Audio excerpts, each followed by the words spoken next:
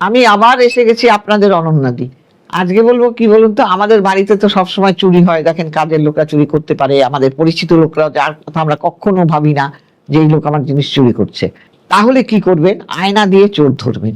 কিভাবে আয়না দিয়ে চোর ধরবেন? আপনি আয়নার মধ্যে কালো কালি দিয়ে 1, 3, 5 এটা লিখবেন। এবার লিখে আপনি তার কথা মনে মনে করবেন যে, এবং তার নামটাও নিচে লিখে দেবেন 1, 3, 5-এর নিচে। তারপরে কি করবেন?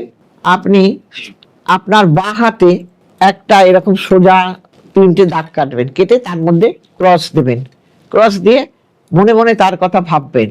তারপরে আপনি এই কথাটা বলবেন, আমি যেন আমার জিনিস পেয়ে যাই। এবং আপনার দেখবেন আপনি চোরকে আপনি দেখতে পাবেন, সেটা স্বপ্নেই হোক বা আয়না যখন লিখছেন তাতেই হোক, আপনি চোরের দেখা পেয়ে যাবেন।